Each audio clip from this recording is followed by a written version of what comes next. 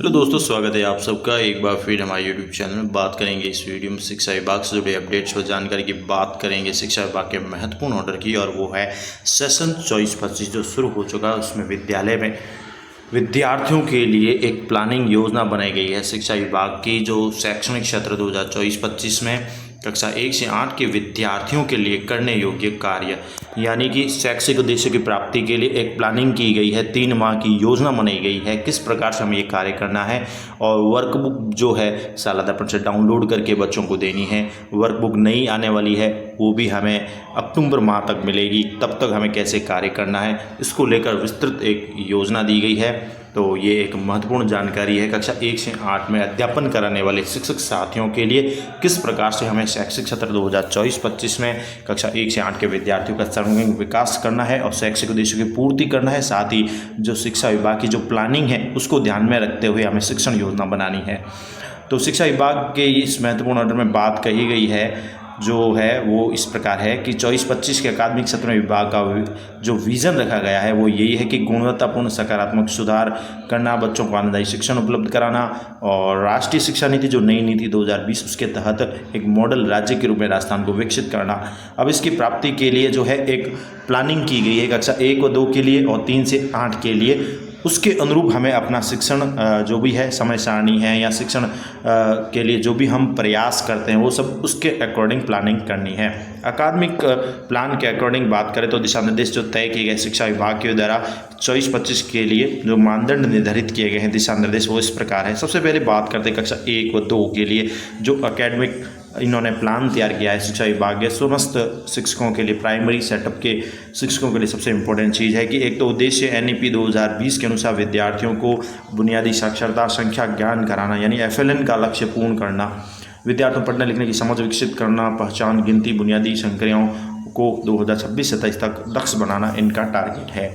अब इसके लिए यह सुनिश्चित करना कि कक्षा की सभी विद्यार्थी कक्षा 3 में क्रमोन्नत होने से पूर्व पढ़ना लिखना संख्या ज्ञान का जो स्तर है वो प्राप्त कर ले सक्षम हो। इसके लिए कक्षा 1 व 2 के शिक्षकों द्वारा निम्नलिखित कार्य किए जाने हैं। सबसे पहले कक्षा 1 व 2 के शिक्षकों को जो करने योग्य कार्य वो बताया गया है कि कक्षा में विद्यार्थियों को गतिविधि आधारित शिक्षण कराएं, खेल आधारित आनंददायी शिक्षण करें, समावेशी कक्ष का वातावरण प्रदान करें, दैनिक जीवन से संबंधित परिस्थिति वस्तु इत्यादि का उपयोग करके विद्यार्थी की मातृभाषा में शिक्षण कराएं और इसको रोचक बनाएं। विद्यार्थियों की दक्षता को पहचान कर विद्यार्थियों को आत्मनिर्भर बनाएं। इसके लिए विद्यार्थी पठन पाठन लेखन संबंधी कौशल विकसित हो सके। अब इसके जो कई उद्देश्य लिखे गए हैं कि कई विद्यार्थियों को जो है मातृभाषा में शिक्षण कराना है, इसके साथ ही उनको परिवेश से सजग करना है, यानी कुल मिला के पढ़ाई के प्रति उनको इस प्रकार से हमें आत्मविश्वास जगाना है, उनमें कौशल विकसित करने हैं, रोज़मर्रा के काम आने वाली विभिन्न चाहे वो गतिविधियाँ हो, गणितीय क्रियाएँ हैं वो कर सके, इस प्रकार से उनको दक्ष बनाना है। अब इसके लिए जो है 3 माह की कार्य योजना निर्धारित की गई है शिक्षा विभाग के द्वारा। इन उद्देश्यों की प्राप्ति के लिए कक्षा 1-2 की बात करें तो प्रथम 3 माह यानी जुलाई अगस्त और सितंबर, जुलाई अगस्त सितंबर की कार्य योजना निर्धारित की गई है कि पहले माह हमें क्या करना है कि आधारभूत साक्षरता गणना की शुरुआत करनी है। इसमें कक्षा 1 के लिए स्कूल रेडीनेस कार्य पुस्तिकाओं के उपयोग का माहवार कार्य योजना है, यानी ये पुस्तकें अभी तक आई नहीं हैं लेकिन जल्द आ जाएगी, जिसमें होता है स्कूल रेडीनेस कार्यक्रम, बच्चों को स्कूल के लिए तैयार करना। ये पहले भी आ चुकी थी, जो पिछले सेशन गए उनमें आई थी, इस बार भी आएगी। तो इसमें वर्णमाला की पहचान है, सभी वर्णों को पहचानना, सही उच्चारण का अभ्यास करना, 2-3 अक्षरों वाले सरल शब्द को जोड़ना, उन्हें पढ़ने का अभ्यास करना। चित्र वर्णन है जिसमें सरल चित्रों के माध्यम से बच्चों को जो शब्दावली को बढ़ाना, उनको ज्ञान देना है। ये प्रथम माह की जो है कार्य योजना बताई गई है। सप्ताह 1 व 2 की बात करें तो भाषा साक्षरता है, टॉपिक है। 3 व 4 की बात तो प्रारंभिक गणना बताई गई जिसमें 1 से 20 तक की संख्या है, पहचान है, उच्चारण है, गिनती का जो क्रम है 1 से 20 तक की संख्या को सही क्रम में गिनने का अभ्यास कराना, सरल जोड़ है, 1 से 10 तक के अंकों को जोड़ना है। ये प्रथम 1-2 सप्ताह की बात है भाषा, फिर 3-4 में ये बात है। इसी प्रकार सप्ताह 1-2 वर्णमाला की पहचान और चित्र वर्ण अभ्यास के लिए कार्य पुस्तिका के प्रथम खंड का उपयोग करना है। सप्ताह 3-4 में संख्या पहचान और गिनती के अभ्यास के लिए कार्य पुस्तिका का उपयोग करना है। तो इस प्रकार से ये प्रथम महीने की कार्य योजना बताई गई। सप्ताह 1, 2, 3, 4 यानी 1 महीना हो गया, 1 महीने के 4 सप्ताह। उसी प्रकार जो है द्वितीय सप्ताह में भी बात की गई कक्षा 1-2 के लिए, जिसमें भाषा साक्षरता फिर गणना में वृद्धि करनी है। द्वितीय माह में साक्षरता और गणना में वृद्धि का लक्ष्य दिया गया है, जिसमें छोटी छोटी कहानी कविताओं का पाठ करना, रोजमर्रा काम आने वाले शब्दों का उच्चारण लेखन का अभ्यास कराना, 2-3 शब्दों के सरल वाक्य बनाना, पढ़ने का अभ्यास कराना। गणित की बात करें तो 21 से 50 तक की संख्याओं की पहचान लेखन करना, 1 से 10 तक के अंकों का घटाना भी है शामिल, और खेल के माध्यम से गणितीय कौशल विकसित करना, गतिविधियाँ ऐसी कराना। तो ये सप्ताह 1-2 के लिए भाषा साक्षरता, और सप्ताह 3-4 में ये रहेगा द्वितीय माह के लिए। इसके साथ ही सप्ताह 1-2 पाठ्य सामग्री परिचय और शब्दों का उच्चारण अभ्यास के लिए कार्य पुस्तिका का दूसरा खंड, और इसमें कक्षा 1 के लिए जो स्कूल रेडीनेस जो पुस्तिका आएगी यानी वर्कबुक की तरह एक बुक है, उसका उपयोग माहवार कार्य योजना में दिया गया है। तो ये सप्ताह 1-2 और सप्ताह 3-4 में क्या करना है, पुस्तिका का उपयोग करने के लिए दिया गया है कि संख्या पहचान सरल गणितीय कार्यों के लिए कार्य पुस्तिका का प्रयोग करना। इस प्रकार से अब तीसरे माह की जो इसकी कार्य योजना, इसमें भाषा और साक्षरता में तो है छोटी कहानी कविता को विस्तृत पाठ करना, कठिन शब्दों का निर्माण लेखन का अभ्यास कराना, वाक्य निर्माण छोटे छोटे पैराग्राफ का पठन वाक्य का निर्माण करना, ये तीसरे महीने में रहेगी। पहले 2 सप्ताह प्रथम व द्वितीय, तीसरे चौथे में 51 से 100 तक की संख्याओं की पहचान लेखन, 2 अंकों का जोड़ घटाना, अंकों संख्याओं को जोड़ना घटाना, गणित या आकृति वर्गीकरण जैसी आकृतियों पहचान का वर्गीकरण कर पाना। अब कक्षा 1 के लिए जो पुस्तिका आएगी रेडीनेस कार्य पुस्तिका, इसका माहवार उपयोग के लिए भी इसमें दिया गया है कि उन्नत साक्षरता अभ्यास और वाक्य निर्माण के लिए कार्य पुस्तिका का तीसरा खंड यूज करना है, और इसके सप्ताह 3-4 के लिए उन्नत गणना और आकृति पहचान के लिए कार्य पुस्तिका प्रयोग करना है। तो ये जो कार्य योजना बात कही गई है, 3 महीने की एक कार्य योजना होगी कक्षा 1 व 2 के लिए। पहले 3 महीनों की कार्य योजना इस प्रकार से हमें अपना जो है सिस्टम क्रिएट करना होगा, प्लानिंग करनी होगी, और इस अकॉर्डिंग हमें पढ़ाना है विद्यार्थियों को। और इसके लिए एक बुक भी आएगी कक्षा 1 के लिए, स्कूल रेडीनेस कार्य पुस्तिका, उनका उपयोग करना है, और सप्ताह वाइज इनको जो है डिवाइडेशन करते हुए हमें ये आगे बढ़ना है। इसके साथ ही कार्य योजना में अतिरिक्त गतिविधियां भी दी गई है, वो खेल गतिविधियां है, शारीरिक गतिविधियां हैं, उनके शारीरिक विकास को बढ़ावा देने के लिए समूह कार्य है वो भी है। इन सब को भी प्रत्येक सप्ताह के अंत में शिक्षण सामग्री के आधार पर गतिविधियां करनी है। ये तो हो गया कक्षा 1 व 2 का प्लान जो शिक्षा विभाग ने तय की है योजना। इसके साथ ही हम बात करते हैं अब अगले की, वो है कक्षा 3 व 8 के लिए जो प्लानिंग रखी गई है इस बार सेशन 2024-25 में शिक्षा विभाग के द्वारा, और क्या क्या लक्ष्य निर्धारित किए गए हैं, क्या क्या कार्य दिए गए हैं, किस प्रकार से करना है वो देख लेते हैं। तो 3 से 8 के लिए भी लर्निंग लेवल को कक्षा स्तर के समरूप बनाना सबसे इम्पोर्टेंट है। उनमें दक्षताओं का विकास करना ताकि वो पठन पाठन कौशल विकसित हो सके, लेखन कौशल विकसित हो सके, उच्चारण कर सके, वर्तनी व्याकरण का ज्ञान हो सके कक्षा 3 से 5 के विद्यार्थियों के लिए। उसके साथ ही कक्षा 6 से 8 के विद्यार्थियों में भी रचनात्मकता है, साहित्यिक रचनाएं हैं, पाठों को पढ़ना है, उसमें इस प्रकार की क्षमता का उत्पन्न करना मुख्य उद्देश्य रखे गए हैं। अब इसके लिए प्राप्ति के लिए जो निम्नलिखित शिक्षकों द्वारा करने योग्य कार्य है वो इस प्रकार से रहेंगे कि इन उद्देश्यों की पूर्ति के लिए कक्षा 3 से 8 तक के शिक्षकों द्वारा निम्नलिखित कार्य किए जाने हैं। अब ये इंपॉर्टेंट बात आ जाती है, कक्षा 3 से 8 तक के शिक्षकों के लिए करने योग्य कार्य है।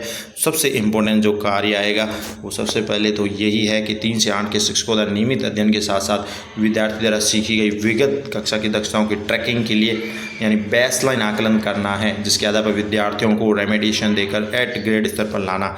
तो ये सबसे इम्पोर्टेंट है कि पिछली जो कक्षाएं जो पढ़ी है क्या वर्तमान में भी वो उस कक्षा के लायक हैं या नहीं, इसके लिए बेसलाइन होता है जो हमें पता ही है। कक्षा 3 से 8 के लिए बेसलाइन आकलन पत्र जो है वो डाउनलोड करने के लिए लिंक भी दिए गए हैं, सरकार ने दी है लिंक, जिसमें हिंदी, अंग्रेजी और गणित का लिंक दिया गया है, और गणित का अलग से इंग्लिश मीडियम वालों के लिए भी दिया गया है। तो कक्षा 3 से 8 तक का बच्चों का सबसे पहले तो हमें बेसलाइन आकलन लेना है, डाउनलोड करना है। शाला दर्पण से भी ये आप डाउनलोड कर सकते हैं बेसलाइन आकलन पत्र, और इस आकलन में विद्यार्थी प्रदर्शन रिकॉर्ड का शिक्षकों द्वारा संधारण भी किया जाना है। ये इंपॉर्टेंट बात कही गई है। आप जो बेसलाइन आकलन लेंगे, यहाँ बात हो रही है कक्षा 3 से 8 के विद्यार्थियों की, तो इनका आकलन करना है। ऑनलाइन जो है वो एंट्री नहीं करनी है, ये ध्यान देने योग्य। केवल आपको जो है बेसलाइन लेना है बच्चों का, जैसा कि यहाँ पर किया गया है बात। तो विद्यार्थी प्रदर्शन रिकॉर्ड संधारण करना है, ऑनलाइन नहीं करना है। और इसके परिणाम के आधार पर ही शिक्षक विद्यार्थी के विषय में जान पाएंगे कि विद्यार्थी को कक्षा स्तर तक लाने के लिए कितने प्रयास की आवश्यकता है। यानी बेसलाइन से पता चल जाता है कि बच्चा किस कक्षा स्तर का है। भले ही वो 5वीं में पढ़ रहा है लेकिन उसका ग्रेड 4 का है, 3 का हो सकता है। 8वीं में पढ़ रहा है लेकिन वो ग्रेड 5 का हो सकता है, 6 का हो सकता है। तो इस प्रकार से बेसलाइन जो है इसके लिंक दिए गए हैं। ये आकलन पत्र डाउनलोड करके हमें बेसलाइन लेना है, इसका जो है संधारण रखना है रिकॉर्ड के रूप में भी। अब आगे बात करें तो विगत कक्षाओं का अध्ययन करवाया जाना, ये भी है कि अब जो बच्चे कमज़ोर हैं, जो कक्षा स्तर के रहे हैं, उनको उच्च कक्षा वर्तमान में जिस कक्षा में पढ़ रहे हैं उसका तो अध्ययन करवा नहीं पा रहे हैं, हम नहीं करवा पाएंगे क्योंकि उसका लेवल जो है छोटी कक्षा का है। तो हम कक्षा 3 से 8 के लिए विभाग द्वारा कक्षाओं की दक्षताओं पर 12 जो है वर्कबुक RSTI द्वारा विकसित करवाई गई है और वर्कबुक का विवरण भी यहाँ है। तो वर्कबुक जो दी गई है, यानी कह सकते हैं वर्कबुक के माध्यम से हमें विगत कक्षाओं की दक्षताओं का अध्ययन करवाना पड़ेगा और इन वर्कबुकों का नाम जो है सरकार ने तय किया है।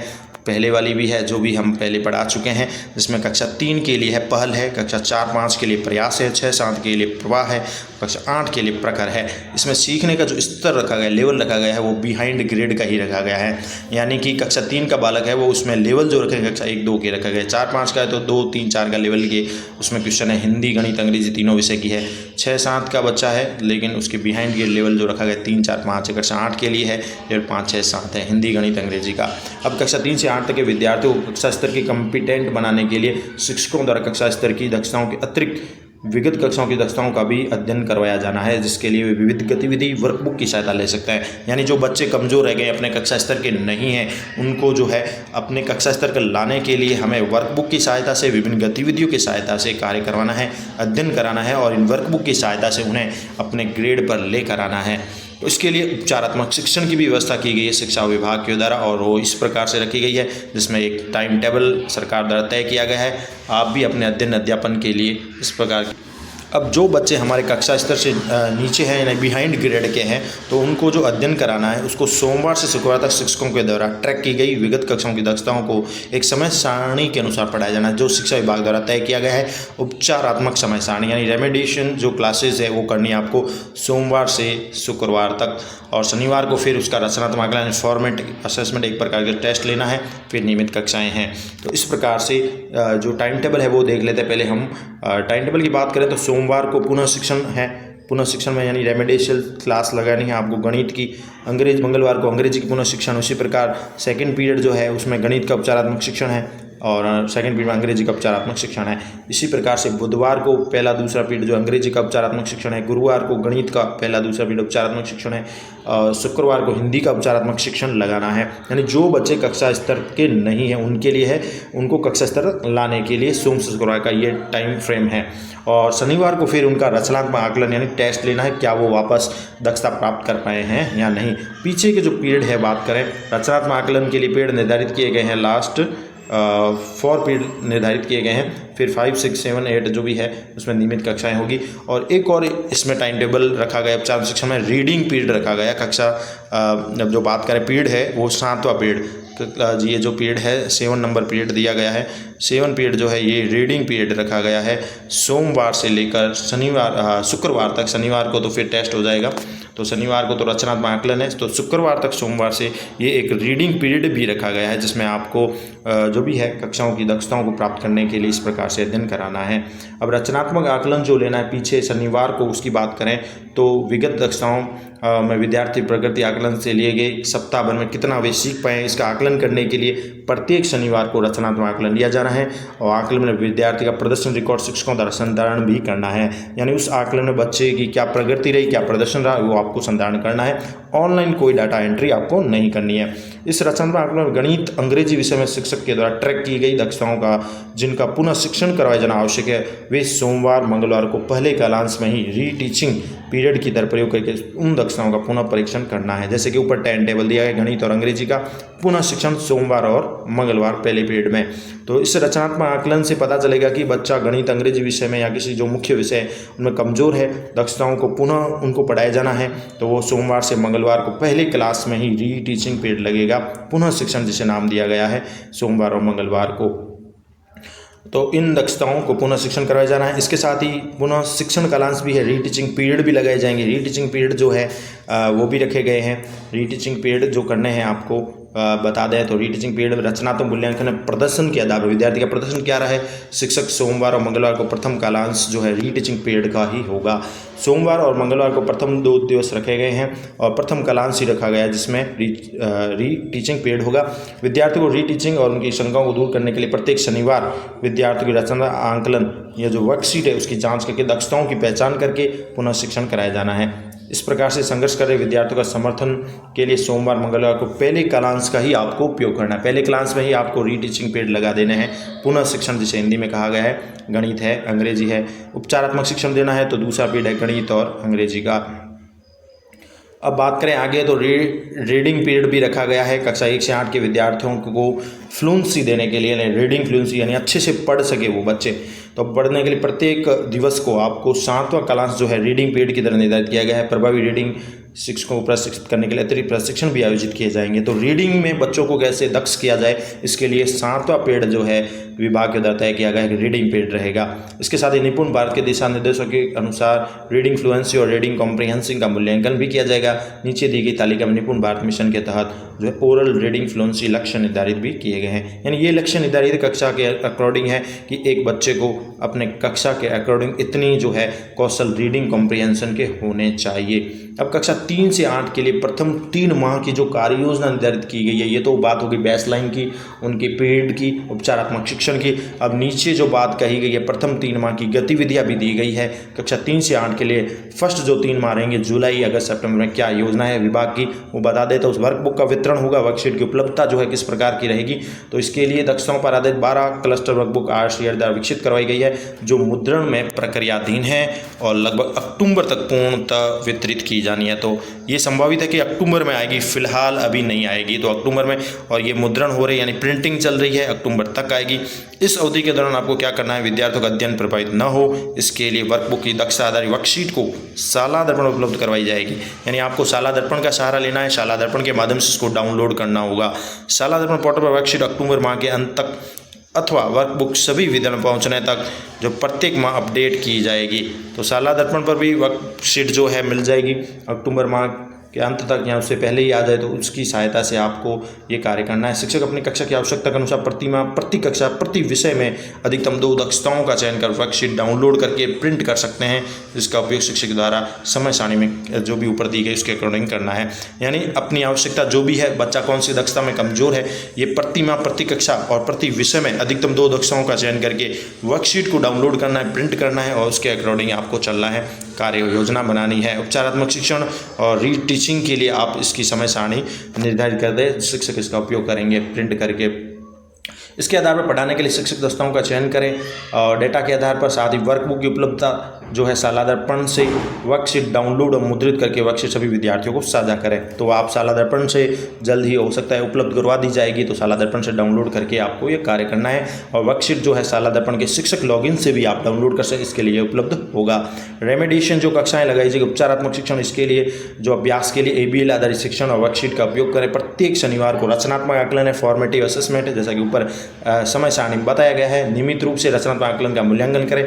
विद्यार्थियों को किन में दक्षता में कठिनाई है उनकी पहचान करें, साथ ही विद्यार्थियों को उनके स्तर पर पढ़ा सकें, अपनी कक्षाओं में क्या पढ़ाना चाहते हैं उसका भी चयन करें। इसके लिए आप गत वर्षों का, इस वर्ष का आकलन डेटा भी साझा किया जाएगा। राज्य स्तर पर विद्यार्थी प्रगति डेटा आधारित शिक्षण को बढ़ावा मिल सके।